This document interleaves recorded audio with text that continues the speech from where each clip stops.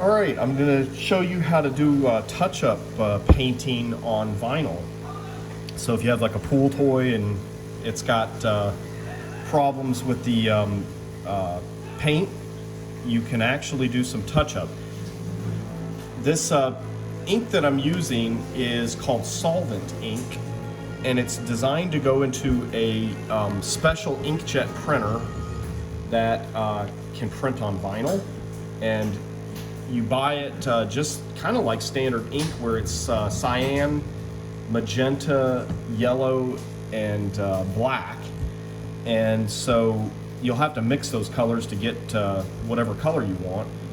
And what I'm going to do here, I have some, this is some vinyl that has been printed orange. And so I'm going to test this out, I'm going to take and I'm going to wipe the print off using some acetone, and then I'm gonna go over it with some 92 or 91% isopropyl alcohol to kind of get the remaining bits off. And then I'm gonna dry it, and then what I did to get my color was I knew that I would need mostly yellow, and so I started with yellow, and I used these real small syringes, and I went ahead and did a 1 milliliter of yellow and put it into my airbrush. This is a little $65 airbrush I bought off of Amazon. It doesn't need a compressor. It comes with its own little pump, which is real nice. I didn't want to have to lug around my air compressor. And I put 1 milliliter of yellow, and then I thought it was only going to take maybe a drop of magenta because the magenta is pretty dark. But I was amazed when I started to spray it onto some paper. It was still fairly yellow. It took actually doing about 60% magenta to get the right color orange. So I have about a 6 to 10 ratio of magenta to yellow. Then the trick is to just go really, really gentle and slow, because you can't take the paint away. So I'm gonna barely press on this, and then I'm gonna come in here and just put a tiny bit at a time so that I can really make sure it looks nice.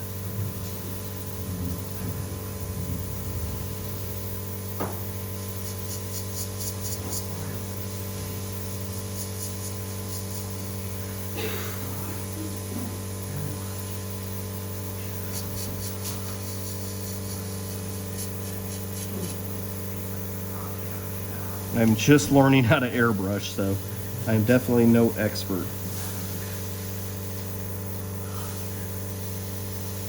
But the great thing is about using this ink, it is designed to bond with vinyl, so it's not going to come off. It actually has the solvents in it to make the pigment etch into the vinyl.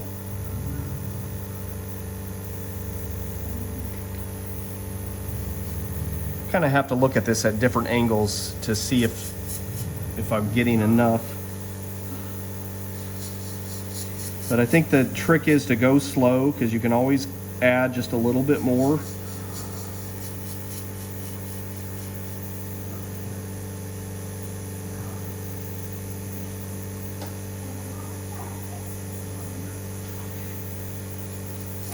And it's important to wear a mask when doing this. I'm not, so I can talk, but I'm only doing a very small amount. You definitely don't want to breathe this stuff.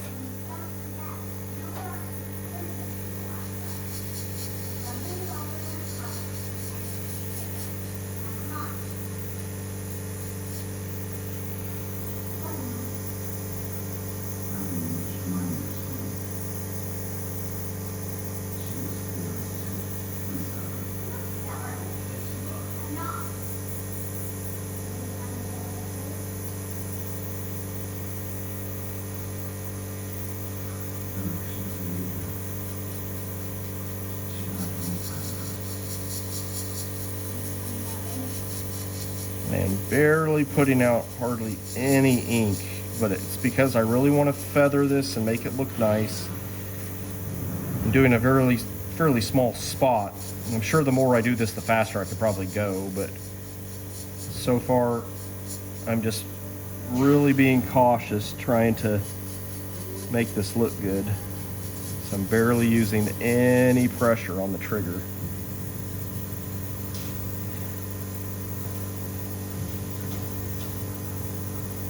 And it's funny, this little trigger, it's like you can push down and you get airflow, and then you pull back to control the amount of ink that's flowing. So I'm pushing down, but I'm not pulling back very much. So there's not a whole lot of ink flowing. But that's the way I want it. I think that's almost done. It's kind of hard to tell. I have to kind of look at this at different angles to kind of see if there's still spots that need more ink.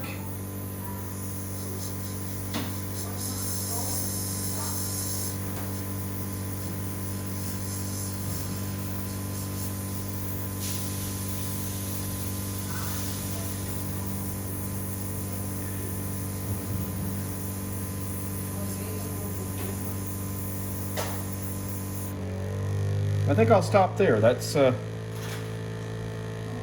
pretty decent, I think. At least I need to see what it looks like dry.